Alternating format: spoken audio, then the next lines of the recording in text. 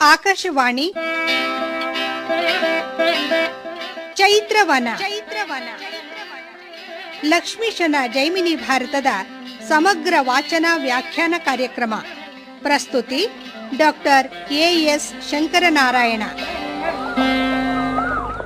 ಪ್ರಿಯ ಕೇಳಿಗರೆ, ಲಕ್ಷ್ಮೀಶ ಕವಿಯ ಜೈಮಿನಿ ಭಾರತದಲ್ಲಿ 13ನೇ ಸಂಧಿಯ ಕೆಲ ಪದ್ಯಗಳ ವಾಚನ ಹಾಗೂ ವ್ಯಾಖ್ಯಾನವನ್ನು ಇಂದು ಕೇಳಲಿದ್ದೀರಿ. ವಾಚನ ಮಾಡಲಿದ್ದಾರೆ ಶ್ರೀಮತಿ ಎಚ್.ಎಲ್. ರತ್ನ. ವ್ಯಾಖ್ಯಾನ ಮಾಡಲಿದ್ದಾರೆ ಶ್ರೀ ಕೇಶವ ಅವಧಾನಿ. ಹಂಸಧ್ವಜನ ಸುತನ ಸಮರ ಮರಿದಾಗಿ ಬರೆ, ಕಂಸಾರಿ ಬಂದು ಸಾರಥಿಯಾಗಿ ನರನ ಶರದಿಂ ಸುಧನ್ವನ ಶಿರವನರಿಸಿದಂ, ಮೇಲೆ ಸುರಗಣ ವೈದೆ ಕೊಂಡಾಡಲು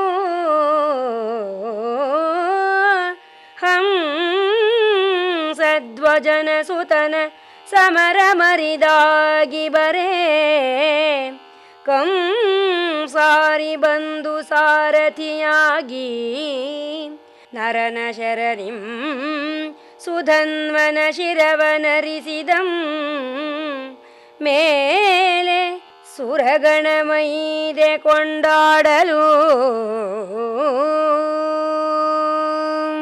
ಧರ್ಮರಾಜನ ಅಶ್ವಮೇಧದ ಕುದುರೆ ಹಂಸಧ್ವಜರಾಜನ ಚಂಪಕಾವತಿಗೆ ಬಂದಿದೆ. ಅವನು ಆ ಕುದುರೆಯನ್ನು ಕಟ್ಟಿದ್ದಾನೆ. ಆ ಸಂದರ್ಭದಲ್ಲಿ ಹಂಸಧ್ವಜನ ಮಗನಾದಂತಹ ಸುಧನ್ವನೊಡನೆ ಪಾಂಡವರ ಸಾತ್ವಿಕಿಯೇ ಮುಂತಾದಂತಹ ಎಲ್ಲ ವೀರರಿಗೂ ಘೋರವಾದಂತಹ ಯುದ್ಧ ಆರಂಭವಾಗಿದೆ. ಆ ಯುದ್ಧದಲ್ಲಿ ಸುಧನ್ವನ ವೈಶಿಷ್ಟ್ಯದಿಂದ ಪರಾಕ್ರಮದಿಂದ ಪಾಂಡವ ಸೈನ್ಯವೆಲ್ಲ ಸುಸ್ತಾಗಿ ಸೋತು ಬಿಟ್ಟಿದೆ. ಆ ಸಂದರ್ಭದಲ್ಲಿ ಅರ್ಜುನನೇ ಸಾಕ್ಷಾತ್ತಾಗಿ ಸುಧನ್ವನೊಡನೆ ಯುದ್ಧಕ್ಕೆ ಸಿದ್ಧನಾಗಿ ಬಂದಿದ್ದಾನೆ. ಅವನು ಯಾವ ರೀತಿ ರಥವನ್ನು ಹತ್ತುತ್ತಿದ್ದಾನೆ ಅನ್ನೋದನ್ನು ಕವಿ ಬಹಳ ಚೆನ್ನಾಗಿ ವರ್ಣಿಸುತ್ತಿದ್ದಾನೆ. ಕೇಳಲೇ ನೃಪಾಲ ಕುಲಮೌಳಿ ಬಳಿಕರ್ಜುನಂ ಕಾಳಗಕ್ಕೆ ನಡೆವ, ಭಟರಂ ನಿಲ್ಲಿಸಿ ಮುಂದುವರಿದ, ವಾಳ ಪಡೆಯಂ ತೆಗೆಸಿ ಭರದಿಂದೆ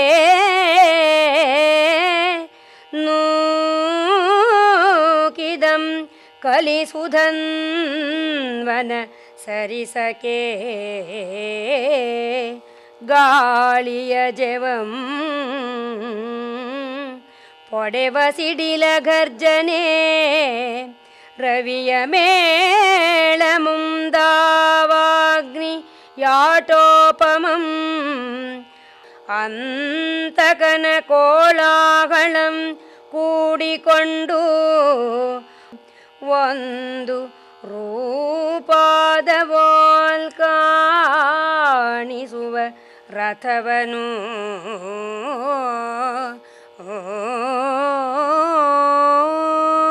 ಅರ್ಜುನ ಯುದ್ಧಕ್ಕೆ ಬಂದಾಗ ತನ್ನ ಕಡೆಯ ಎಲ್ಲ ವೀರರನ್ನು ನೀವೆಲ್ಲರೂ ಕೂಡ ಯುದ್ಧವನ್ನು ನೋಡುವರಾಗಿ ನಾನು ಸುಧನ್ವನೊಡನೆ ಏಕಾಂಗಿಯಾಗಿ ಹೋರಾಡುತ್ತೇನೆ ಅಂತ ಹೇಳಿ ಬಂದಿದ್ದಾನೆ. ಬಿರುಗಾಳಿ, ಸಿಡಿಲ ಗರ್ಜನೆ, ಭಯಂಕರವಾದ ಸೂರ್ಯನ ಬಿಸಿಲು, ಕಾಳ್ಗಿಚ್ಚು, ಇದರ ಜೊತೆಯಲ್ಲಿ ಸಾಕ್ಷಾತ್ ಯಮರಾಜನ ಕೋಲಾಹಲ ಸೇರಿಕೊಂಡರೆ ಯಾವ ಒಂದು ಭೀಕರತೆ ಕಾಣುತ್ತದೋ ಅಂತಹ ಭೀಕರತೆ ಕಾಣಿಸ್ತಾ ಇದೆ. ಅವನು ರಥವನ್ನು ಹತ್ತಿದ್ದಾನೆ. ಆ ಸಂದರ್ಭದಲ್ಲಿ ಯಾವ ರೀತಿ ಅರ್ಜುನ ಸುಧನ್ವರ ಯುದ್ಧಕ್ಕೆ ಪರದೆ ಸೃಷ್ಟಿಯಾಗಿದೆ, ಸಂಗ್ರಾಮ ಭೂಮಿಕೆ ಸಿದ್ಧವಾಗಿದೆ ಅನ್ನೋದನ್ನು ಬಹಳ ಚೆನ್ನಾಗಿ ಹೇಳುತ್ತಿದ್ದಾನೆ. ಕುದುರೆಗಳ ಕುರಪುಟ ಧ್ವನಿ, ನಿಜವರೂಥ ಚಕ್ರದರವಂ, ದೇವದತ್ತದ ಘೋಷಂ, ಎಸೆವ ಸಿಂಧದ ತುದಿಯ ಕಪಿಯಬ್ಬರಣೆ, ಧನುರ್ಜಾನಾದಮುಂ ಅಂದಾಗಿ ಭೀಕರ 14 ಲೋಕಮಂ ಬೆದರಿಸಲ್ಕೆ ಒಂದಾಗಿ ಭೀಕರದೊಳು 14 ಲೋಕಮಂ ಬೆದರಿಸಲ್ಕೆ ಇದು ನರನ ಕದನ ದಾರವಂ ಎಂದು ತಿಳಿದು ಅಂಬುಜಾಸನಂ ಮೊದಲಾದ ನಿರ್ಜರರ್ಥಂ ತಮ್ಮ ವಾಹನ ವಿಮಾನದಿಂದೈ ತಂದರು. ಅರ್ಜುನ ತನ್ನ ದಿವ್ಯವಾದಂತಹ ರಥವನ್ನ ಏರಿದ್ದಾನೆ. ದೇವದತ್ತ ಶಂಖವನ್ನ ಊದುತ್ತಿದ್ದಾನೆ.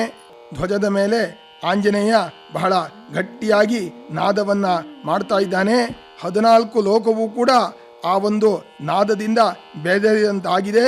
ಇದು ಅರ್ಜುನನ ಯುದ್ಧದ ಧ್ವನಿ ಅಂತ ತಿಳಿದುಬಿಟ್ಟು ಸಾಕ್ಷಾತ್ ಬ್ರಹ್ಮನೇ ಮುಂತಾದಂತಹ ಎಲ್ಲ ದೇವತೆಗಳು ಕೂಡ ತಮ್ಮ ತಮ್ಮ ವಿಮಾನದಿಂದ ಆ ಯುದ್ಧ ರಂಗಕ್ಕೆ ಬಂದು ಎಲ್ಲರೂ ಪ್ರೇಕ್ಷಕರಾಗಿದ್ದಾರೆ. ಅರ್ಜುನ ಮತ್ತು ಸುಧನ್ವರ ಯುದ್ಧ ಆರಂಭವಾಗಿದೆ. ವಾನರ ಸಮುನ್ನತ ಧ್ವಜಬರೂಥದೊಳು ಐದುವು ಆನರ ಸಮರ ಭರವನರಿದು ಕಾಳಗಕ್ಕೆ ತಾವು ನರ ಸಮರ್ಥರೆಂದು ಅರ್ಜುನಂ ಬಗನೆಂದು ನಿಜ ಸಾರಥಿಗೆ ಸೂಚಿಸಿ ದಾನವರನು ಆ ನಿಮಿಷದೊಳ್ ನೀನೇ ಭಟನಗ ನಿಧಾನವನು ಏಕಮುಖದಿಂ ಕೇಳ್ದು ಸಂಗ್ರಾಮದಾನವನರಸಿ ಬಂದೆನೆಂದು ಎಚ್ಚನ ಸುಧನ್ವಂ ಪಾರ್ಥನಂ ಧುರದೊಳು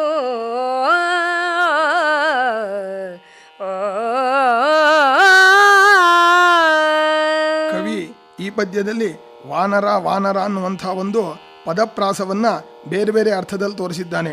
ಅರ್ಜುನ ಆ ಹನುಮನ ಧ್ವಜದಿಂದ ಕೂಡಿರುವಂತಹ ರಥದಲ್ಲಿ ಬಂದಿದ್ದಾನೆ.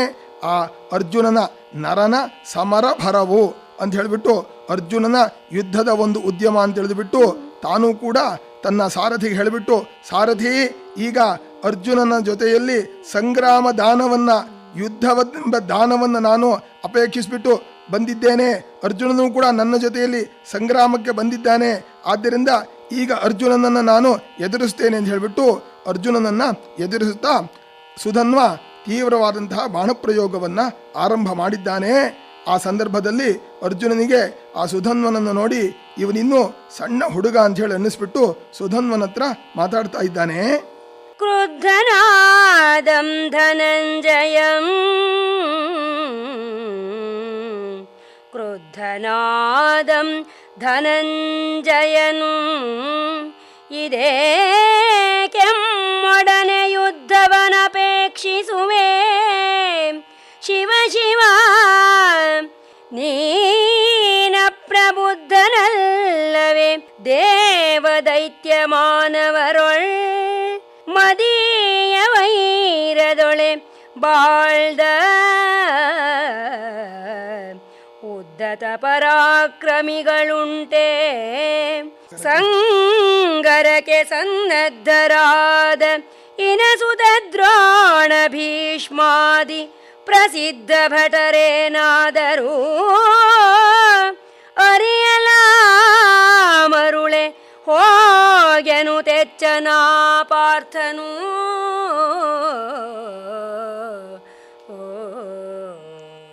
ಸುಧನ್ವನ ಬಾಣಪ್ರಯೋಗದಿಂದ ಅರ್ಜುನನಿಗೆ ಸಿಟ್ಟು ಬಂದಿದೆ. ಅರ್ಜುನ ಹೇಳ್ತಾ ಇದ್ದಾನೆ, ನೀನಿನ್ನು ಹುಡುಗಪ್ಪ, ನೀನು ಯುದ್ಧದಲ್ಲಿ ಸರಿಯಾದಂತಹ ಒಂದು ಶಿಕ್ಷಣವನ್ನು ಪಡೆದಿಲ್ಲ. ಸಾಮಾನ್ಯವಾಗಿ ದೇವತೆಗಳು ರಾಕ್ಷಸರು ಯಾರೂ ಕೂಡ ನನ್ನ ಜೊತೆಯಲ್ಲಿ ಯುದ್ಧ ಮಾಡಿಬಿಟ್ಟು ಅವ್ರು ಯಾರೂ ಗೆದ್ದವರಿಲ್ಲ. ಆದ್ದರಿಂದ ನನ್ನ ಜೊತೆಯಲ್ಲಿ ಯುದ್ಧ ಮಾಡುವಂತಹ ಸಾಮರ್ಥ್ಯ ನಿನಗಿಲ್ಲ. ಇನ್ನು ಹೇಳಬೇಕಾದ್ರೆ ಕರ್ಣ, ದ್ರೋಣ, ಭೀಷ್ಮಾದಿಗಳನ್ನೇ ನಾನು ಗೆದ್ದಿದ್ದೇನೆ. ಅಂಥ ಪ್ರಸಿದ್ಧ ಭಟರನ್ನು ನೀನು ತಿಳ್ಕೊಂಡಿದೆಯೋ ಇಲ್ವೋ ಗೊತ್ತಿಲ್ಲ. ಅಂಥ ನೀನು ಗಟ್ಟಿಗನಾದಂಥ ಪರಾಕ್ರಮಶಾಲಿಯಲ್ಲ, ಆದ್ದರಿಂದ ನೀನೊಬ್ಬ ಸಾಮಾನ್ಯ ಅಂತ ಹೇಳಿಬಿಟ್ಟು ಅವನನ್ನು ಹೀಯಾಳಿಸ್ತಾ ತಾನೂ ಕೂಡ ಸುಧನ್ವನ ಮೇಲೆ ಬಾಣಪ್ರಯೋಗವನ್ನು ಮಾಡಿದ್ದಾನೆ. ಆಗ ಸುಧನ್ವನಿಗೆ ಸ್ವಲ್ಪ ಹಾಸ್ಯವೂ ಮನಸ್ಸಲ್ಲಿ ಬಂತು. ಅವನು ಅರ್ಜುನನ ಹತ್ರ ಹೇಳ್ತಾ ಇದ್ದಾನೆ, ಇಷ್ಟೆಲ್ಲ ಇದ್ದದ್ದು ಕೂಡ ನಿನಗೆ ಕೃಷ್ಣನ ಒಂದು ಬಲದಿಂದ ಅನ್ನೋದನ್ನು ಒಂದು ಸೇರಿಸ್ಬಿಟ್ಟು ನೀನು ಮಾತಾಡು. ಸಾರಥಿಯ ಬಲ್ಪಿಂದೆ ಕೌರವ ಬಲದ ನಿಖಿಳ ವೀರರಂ ಗೆಲ್ದೆಯಲ್ಲದೆ ನಿನ್ನ ನೀಧರೆಯೊಳ್ ಆರರಿವರು ಅಕಟ ನೀಂ ಕೃಷ್ಣನಂ ಕರೆಸಿಕೊಂಡಳವಿಗೊಡು ಬಳಿಕೆನ್ನೊಳು ಸಾರು ಎನ್ನೆಗಂಬರಿದೆ ಬಳಲಬೇಡ ಎಮ್ಮಲ್ಲಿ ಹಾರೈಸದಿರ್ ಜಯವನು ಎನು ತೆಚ್ಚೊಡರ್ಜುನನ ತೇರಿರದೆ ತಿರ್ರನೆತಿ ಗುರಿಯಂತೆ ತಿರುಗಿದನು ಅದೇನೆಂಬನು ಅದ್ಭುತವನು.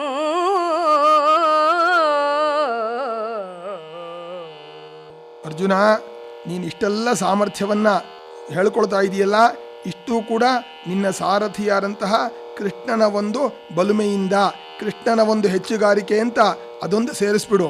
ಸಾಮಾನ್ಯವಾಗಿ ನಿನ್ನ ಪರಾಕ್ರಮವನ್ನು ಯಾರು ತಿಳ್ಕೊಂಡಿಲ್ಲ ಲೋಕದಲ್ಲಿ. ಈಗಲೂ ಕೂಡ ಹೇಳ್ತಾ ಇದ್ದೀನಿ, ಕೃಷ್ಣನನ್ನು ಕರ್ಕೊಂಡು ಬಂದು ಆಮೇಲೆ ನನ್ನ ಮೇಲೆ ಯುದ್ಧಕ್ಕೆ ಬಾ, ಅವಾಗ ನೋಡು ನಿನ್ನ ಪರಾಕ್ರಮ ನಿನಗೆ ಗೊತ್ತಾಗತ್ತೆ.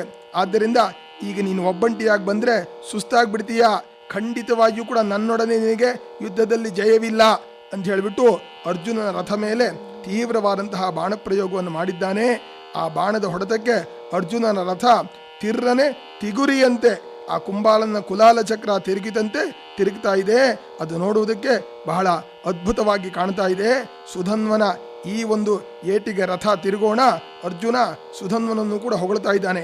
ಪರಾಕ್ರಮಶಾಲಿಗಳಾದವರಿಗೆ ಯುದ್ಧ ಎಷ್ಟು ತೀವ್ರವಾಗಿ ನಡೆಯುತ್ತೋ ಅಷ್ಟು ಉತ್ಸಾಹ ಜಾಸ್ತಿ ಆಗುತ್ತೆ. ಅದನ್ನೇ ವ್ಯಾಸರು ಅತೀವ ಸಮರಂ ದೃಷ್ಟ ಹರ್ಷಂ ಯಸ್ಯೋಪಜಾಯತೆ, ಯುದ್ಧ ಎಷ್ಟು ತೀವ್ರವಾಗುತ್ತೋ ಅರ್ಜುನನಿಗೆ ಅಷ್ಟು ಉತ್ಸಾಹ ಜಾಸ್ತಿ ಆಗ್ತಾ ಇದೆ. ಅದಕ್ಕೋಸ್ಕರವಾಗಿ ಅರ್ಜುನ ಸುಧನ್ವನನ್ನು ಹೊಗಳ್ತಾ ಇದ್ದಾನೆ. ಸುಧನ್ವ ಭಲೆ ಪೂತುರೇ ಸುಧನ್ವಾ ಸತ್ವಾತಿಶಯದಿಂದೆ ವಿಖ್ಯಾತನಹೇ ಮದ್ರಥವನೀ ತೆರೆದೊಳೀ ಸುವರಂ ಪಾತಾಳ ಸುರನಿಲಯ ಭೂತದಳ ಪಟುಭಟವ್ರಾತದೊಳ್ ಕಾಣೆನು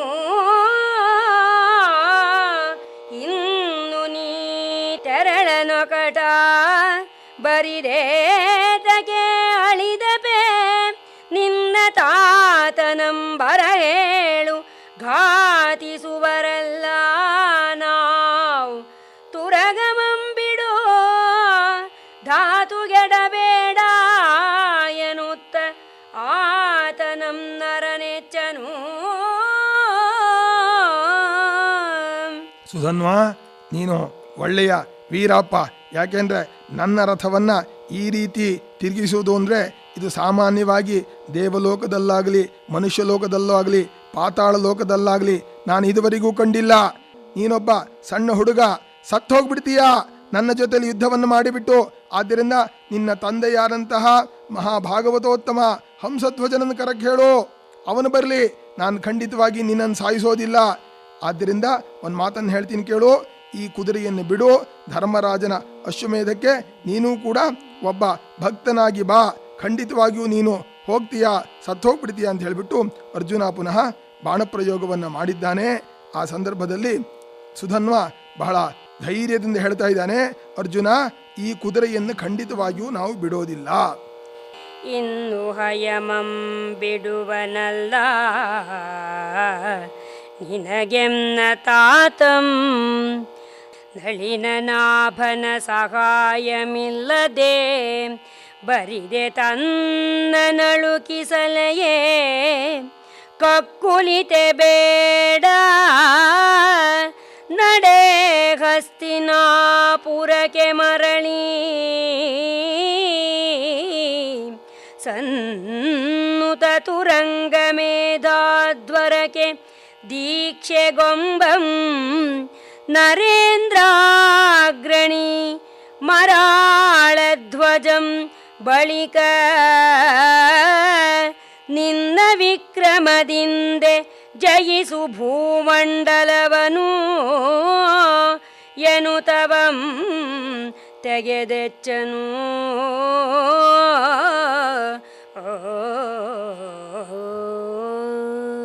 ಅರ್ಜುನ, ನಮ್ಮ ತಂದೆಯಾಗಲಿ ನಾನಾಗಲಿ ಈ ಕುದುರೆಯನ್ನು ಖಂಡಿತವಾಗಿಯೂ ಬಿಡೋದಿಲ್ಲ. ಅಷ್ಟೇ ಅಲ್ಲ, ಸಾಕ್ಷಾತ್ ಶ್ರೀಕೃಷ್ಣ ಪರಮಾತ್ಮನ ಸಹಾಯವಿಲ್ಲದೆ ನೀನು ನಮ್ಮನ್ನು ಏನು ಮಾಡೋಕ್ಕಾಗತ್ತೆ? ಇದೆಲ್ಲ ಮನಸ್ಸಿನಲ್ಲಿ ನೀನು ಕಲ್ಪನೆಯನ್ನು ಮಾಡ್ಕೊಳ್ಬೇಡ. ವಾಪಸ್ ಹಸ್ತಿನಾಪುರಕ್ಕೆ ಹೋಗ್ಬಿಡು. ಇನ್ನೊಂದು ಮಾತು ಹೇಳ್ತೀನಿ ಕೇಳು. ಈ ನನ್ನ ತಂದೆಯಾರಂತಹ ಹಂಸಧ್ವಜನೂ ಕೂಡ ಅಶ್ವಮೇಧ ಯಾಗಕ್ಕೆ ಇದೇ ಕುದುರೆಯಿಂದಲೇ ದೀಕ್ಷೆಗೊಳ್ತಾನೆ. ಆವಾಗ ನೀನು ನಿನ್ನ ವಿಕ್ರಮದಿಂದ ಭೂಮಂಡಲವನ್ನೆಲ್ಲ ಗೆಲ್ಲಪ್ಪ, ಪರವಾಗಿಲ್ಲ ಅಂತ ಹೇಳಿಬಿಟ್ಟು ಅವನು ಪುನಃ ಅರ್ಜುನನ ಮೇಲೆ ಬಾಣಪ್ರಯೋಗವನ್ನು ಮಾಡಿದ್ದಾನೆ.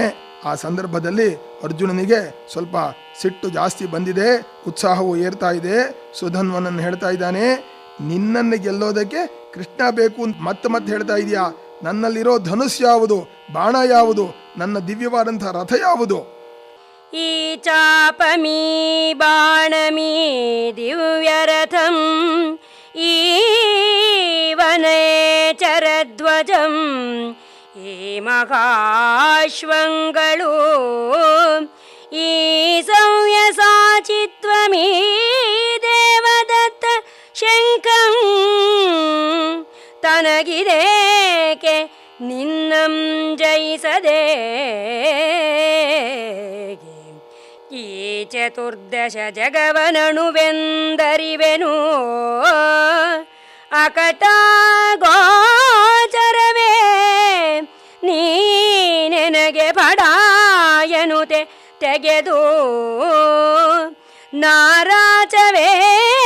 ನಾರಾಚವೇಣೂರನು ಎಚ್ಚುಂ ಸುಧನ್ವನ ಮೇಲೆ ಪಾರ್ಥನೆಂದೆಸೆ ಕಂಪಿಸೆ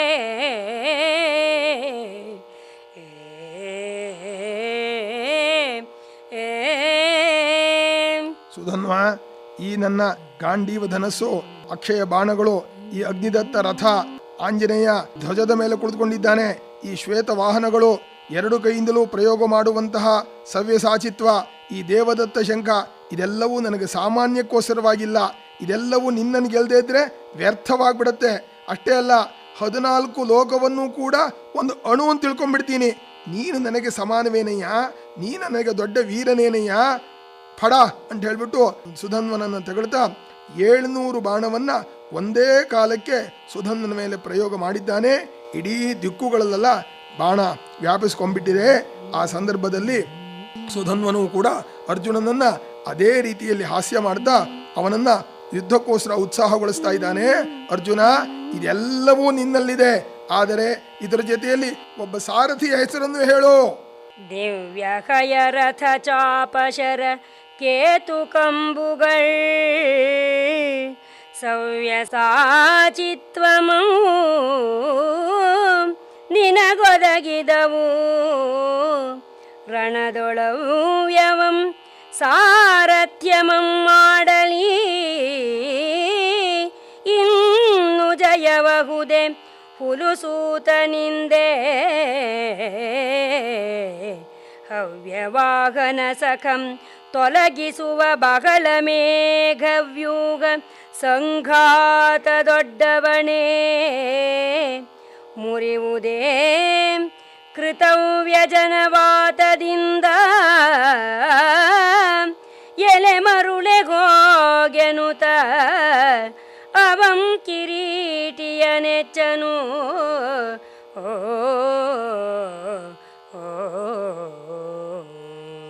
ಈ ದಿವ್ಯವಾದಂತಹ ರಥ, ಕುದುರೆ, ಧನಸ್ಸು, ನಿನ್ನ ಒಂದು ಆಂಜನೇಯನ ಇರುವಂತಹ ಧ್ವಜ, ಸವ್ಯಸಾಚಿತ್ವ ಎಲ್ಲವೂ ಕೂಡ ನಿನಗೆ ಸಿಕ್ಕಿದ್ದು ಕೃಷ್ಣನ ಜೊತೆಯಲ್ಲಿ ಖಾಂಡವದ ವನವನ್ನು ದಹನ ಮಾಡಬೇಕಾದ್ರೆ. ಆದ್ದರಿಂದ ಆ ಕೃಷ್ಣ ಬಂದು ಸಾರಥ್ಯವನ್ನು ಮಾಡಿದರೆ ನಿನಗೆ ಜಯ ಉಂಟು. ಸಾಕ್ಷಾತ್ ವಾಯುದೇವ ಯಾವ ಮೇಘವನ್ನ ಕ್ಷಣ ಮಾತ್ರದಲ್ಲಿ ಹಾರಿಸ್ತಾನೋ ಅದನ್ನು ಒಂದು ಸಣ್ಣ ಬೀಸಣಿಕೆಯಿಂದ ನಾವು ಹಾರಿಸ್ಬಿಡ್ತೀವಿ ಅಂದರೆ ಅದು ಹುಚ್ಚು ಅಂತಾರೆ. ಅದೇ ರೀತಿಯಾಗಿ ಈ ಒಂದು ಸಾಮಾನ್ಯ ಸಾರಥಿಯಿಂದ ನೀನು ಗೆಲ್ತೀನಿ ಅಂತಂದರೆ ಅದು ಹುಚ್ಚುಪ ಅಂತ ಹೇಳಿಬಿಟ್ಟು ಪುನಃ ಬಾಣಪ್ರಯೋಗವನ್ನು ಮಾಡಿದ್ದಾನೆ. ಆ ಸಂದರ್ಭದಲ್ಲಿ ಅರ್ಜುನನಿಗೂ ಕೂಡ ಬಹಳ ಉತ್ಸಾಹ ಉಂಟಾಗಿದೆ. ನೋಡ್ತಾ ಇದ್ದಾನೆ, ಬೇಸಿಗೆಯ ಮಧ್ಯಾಹ್ನ ಕಾಲದ ಸೂರ್ಯನಂತೆ ಕಲಿಸುಧನ್ವ ಕಂಗೊಳಿಸ್ತಾ ಇದ್ದಾನೆ. ಪಾಂಡವಂ ಬಳಿಕ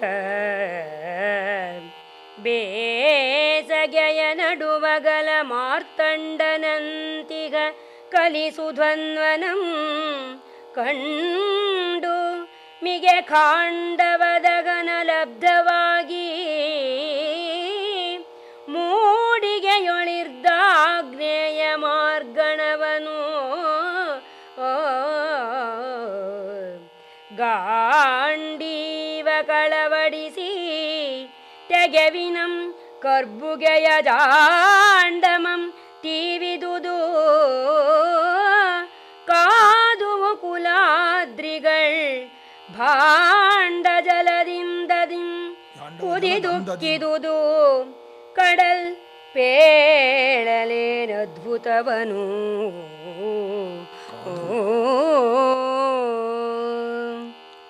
ಆ ಸಂದರ್ಭದಲ್ಲಿ ಮಧ್ಯಾಹ್ನ ಸೂರ್ಯನಂತೆ ಬಹಳ ಪ್ರಭಾವಶಾಲಿಯಾಗಿ ಸುಧನ್ವ ಕಾಣ್ತಾ ಇದ್ದಾನೆ. ಸಾಮಾನ್ಯ ಬಾಣದಿಂದ ಇವನನ್ನು ನಾನು ಸೋಲಿಸಕ್ಕಾಗೋದಿಲ್ಲ ಅಂಥೇಳಿ ಖಾಂಡವ ವನವನ್ನು ಸುಟ್ಟಾಗ ಅಗ್ನಿ ಅನುಗ್ರಹ ಮಾಡುವುದಕ್ಕೋಸ್ಕರವಾಗಿ ತನ್ನ ಆಗ್ನೇಯಾಸ್ತ್ರವನ್ನು ಸಾಕ್ಷಾತ್ ಅಗ್ನಿದೇವನೇ ಅರ್ಜುನನಿಗೆ ಕೊಟ್ಟಿದ್ದ. ಅದನ್ನು ಗಾಂಡೀವ ಧನಸ್ಸಿಗೆ ಹೂಡಿದ್ದಾನೆ. ಆ ಹೂಡಿದ ಕೂಡಲೇ ಆಗ್ನೇಯಾಸ್ತ್ರದಿಂದ ಕಪ್ಪಾದ ಹೊಗೆ ಎದ್ದು ಬಿಟ್ಟಿದೆ. ಅಂದರೆ ಬ್ರಹ್ಮಾಂಡವನ್ನೆಲ್ಲ ವ್ಯಾಪಿಸಿಬಿಟ್ಟಿದೆ, ಕುಲಾದ್ರಿಗಳೆಲ್ಲ ಕಾದು ಬಿಟ್ಟಿದೆ. ಕುದೀತಾ ಇರುವಂಥ ನೀರು ಹೇಗೆ ಹೊರಗೆ ಚೆಲ್ಲತ್ತೋ ಆ ರೀತಿ ಆಗ್ನೇಯಾಸ್ತ್ರದ ಒಂದು ಆ ಶಾಖದಿಂದ ಸಮುದ್ರವೇ ಮೇರೆ ದಬ್ತಾ ಇದೆ. ಅಂಥ ಒಂದು ದಿವ್ಯವಾದಂತಹ ಶಾಖ ಆಗ್ನೇಯಾಸ್ತ್ರದಿಂದ ಬರ್ತಾ ಇದೆ. ಅದ್ಭುತವನ್ನು ಏನು ಹೇಳೋದು, ಅದನ್ನು ಕವಿ ಇದು ವಡಭಾಗ್ನಿಯೋ ಸಾಕ್ಷಾತ್ ರುದ್ರನ ಮೂರನೇ ಕಣ್ಣು ಅಂತ ಹೇಳಿಬಿಟ್ಟು ವರ್ಣನೆ ಮಾಡ್ತಾ ಇದ್ದಾನೆ. ಆವಗಂ ಪೀರ್ವೊಡೆ ಆಸರ್ಗೊಂಡು ತೀರದ ಮಹಾರ್ದಿ ಜಲವನೊಂದೇ ಸಾರಿ ಸರಿಗೊಂಬೊಡೆ ಆವರದೊಳೆದ್ದ ಬಡವಾಗ್ನಿಯೋ ವಿಲಯ ರುದ್ರನ ಪಣೆಯ ಕಣ್ಗಿಚ್ಚಿದೋ ಭಾವಿಸುವೊಡೆ ಹರಿದೆಂಬಲಾದುದು ಧನಂಜಯನ ಪಾವಕಾಸ್ತ್ರಂ ಬಳಿಕ ತೆಗೆದು ಬೊಬ್ಬಿರಿದು ಗಾಂಡೀವದಿಂ ಪಾರಿಸಿದೊಡೆ ಆ ಸುಧನ್ವನ ಸರಿಸಕೆ ಅಡರಿ ತುರಿ ಕಡುಭರದೊಳು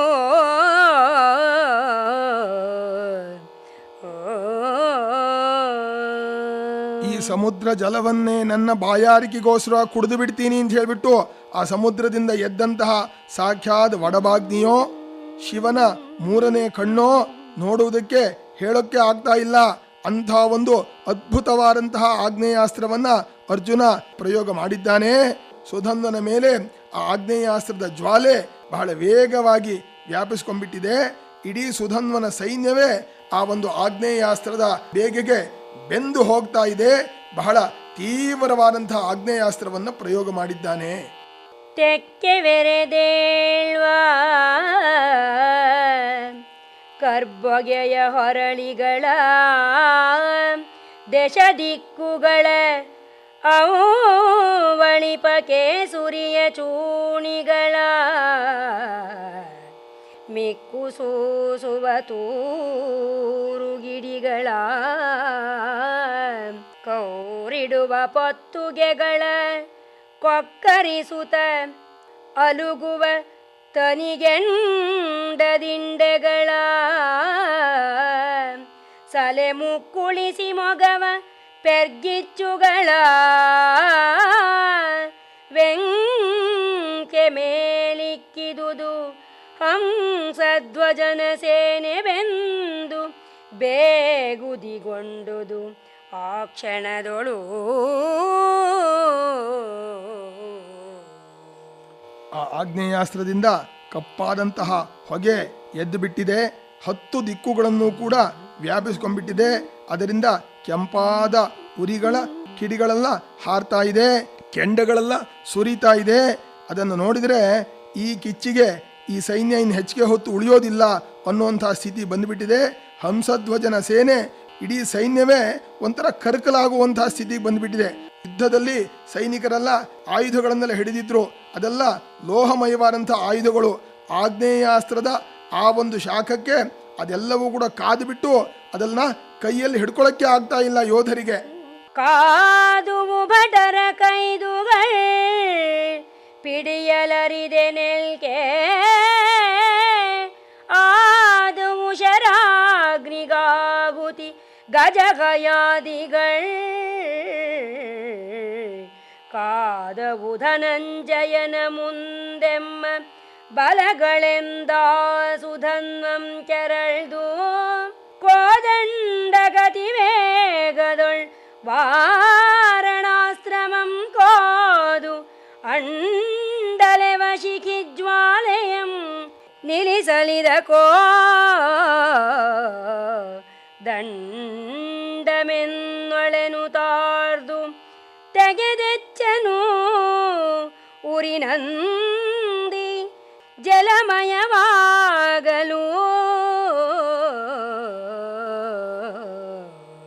ಯುದ್ಧದಲ್ಲಿ ಸೈನಿಕರು ಹಿಡಿದಂತಹ ಆಯುಧಗಳೆಲ್ಲ ಕಾದುಬಿಟ್ಟು ಕೈಯಲ್ಲಿ ಹಿಡ್ಕೊಳ್ಳೋಕ್ಕೆ ಆಗ್ತಾ ಇಲ್ಲ. ಆ ಸಂದರ್ಭದಲ್ಲಿ ಬಾಣದ ಅಗ್ನಿಗೆ ಕುದುರೆ ಆನೆ ಎಲ್ಲವೂ ಕೂಡ ಆಹುತಿಗಳಾಗ್ಬಿಡತ್ತೆ. ಇನ್ನು ಹೆಚ್ಚು ಹೊತ್ತು ನಿಲ್ಲೋದಿಲ್ಲ, ಎಲ್ಲವೂ ಸುಟ್ಟು ಹೋಗ್ಬಿಡುತ್ತೆ ಅಂತ ಹೇಳ್ಬಿಟ್ಟು ಸುಧನ್ವನಿಗೆ ಕ್ಷಣ ಮಾತ್ರದಲ್ಲಿ ಗೊತ್ತಾಯಿತು. ಬಹಳ ಸಿಟ್ಟಿನಿಂದ ತನ್ನ ಧನುಸ್ಸಿನಲ್ಲಿ ವಾರುಣಾಸ್ತ್ರವನ್ನು ಹೂಡಿಬಿಟ್ಟಿದ್ದಾನೆ. ಓದ್ಬಿಟ್ಟು ವೇಗವಾಗಿ ವಾರುಣಾಸ್ತ್ರವನ್ನು ಪ್ರಯೋಗ ಮಾಡಿದ್ದಾನೆ. ಆ ವಾರುಣಾಸ್ತ್ರದಿಂದ ಆಗ್ನೇಯಾಸ್ತ್ರದ ಉರಿ ಪೂರ ನಂದಿಬಿಟ್ಟು ಜಲಮಯವಾಗ್ಬಿಟ್ಟಿತು. ಆ ಜಲಮಯವಾದಿದ್ದನ್ನ ಕವಿ ಬಹಳ ಚೆನ್ನಾಗಿ ಹೇಳ್ತಾ ಇದ್ದಾನೆ. ಎಲ್ಲಿ ನೋಡಿದ್ರೂ ಕೂಡ ಬರೀ ನೀರೇ. ನಾದವು ಸಮಸ್ತ ಬಲಂ ಅಖಿಲ ವಾದ್ಯಗಳ ನಿನಾದ ಉಡುಗಿತು ನೆನೆದು ಗಜವಾದಿ ನಿಖರಮೇನಾದುವು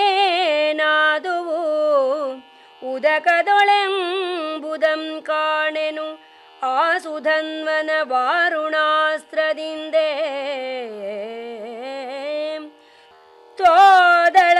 ತೋದಳವಳಿದರೆಲ್ಲರೂ ಅಂಬುದಾರೆಗಳದೆಂತೋ ದಳವನೊರೆಸಿದವು ಅರ್ಜುನಂ ಬೆರಗುವೆತ್ತಲೋ ಅಳವಡದ ವಟುವಂತಿರ್ದನ ಆಗವದೊಳು ಅರಸ ಕೇಳ್ ಕೌತುಕವನು.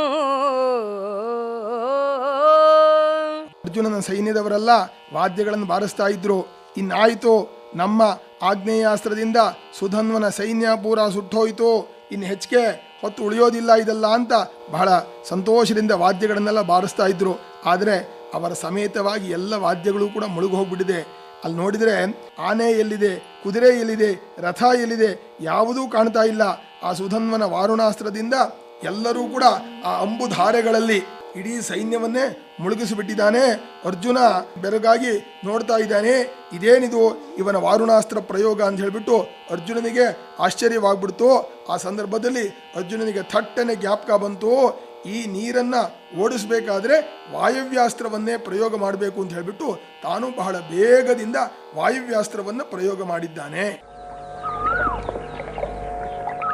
ಇದುವರೆಗೆ ಲಕ್ಷ್ಮೀಶನ ಜೈಮಿನಿ ಭಾರತದಲ್ಲಿ 13ನೆಯ ಸಂಧಿಯ ಕೆಲ ಪದ್ಯಗಳ ವಾಚನ ಹಾಗೂ ವ್ಯಾಖ್ಯಾನವನ್ನು ಕೇಳಿದಿರಿ. ವಾಚನ ಮಾಡಿದವರು ಶ್ರೀಮತಿ ಎಚ್.ಎಲ್. ರತ್ನ, ವ್ಯಾಖ್ಯಾನ ಮಾಡಿದವರು ಶ್ರೀ ಕೇಶವ ಅವಧಾನಿ.